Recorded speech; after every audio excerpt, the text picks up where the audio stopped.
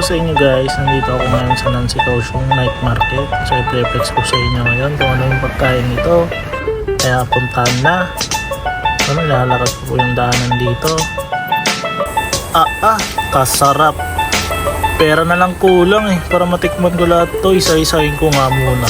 Kaso wala pa sahod. Ayan.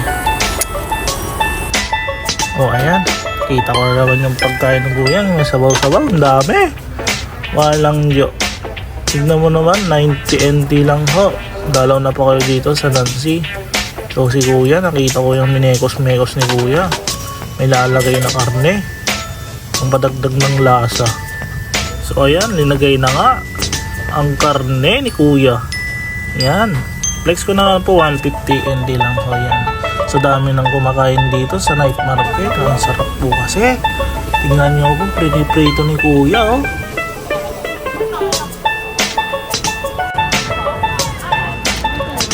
Kain nila. Yan, yung mga itlog.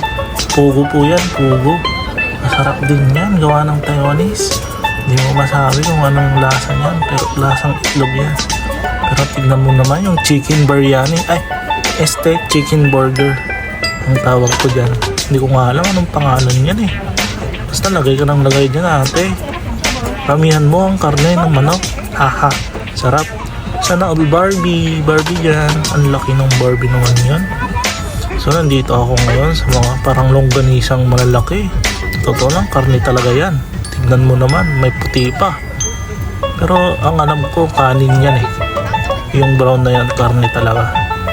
Pero nalasang, masarap talaga yan. Kaya tikman nyo. So nandito, ayan, nakita nyo, malaki, 100. So ayan, ganyan na po, minekos-mekos na niya ate. Masarap yan, kahit ano pa paano, kahit wala. Amoy mo pa lang, lasap mo na.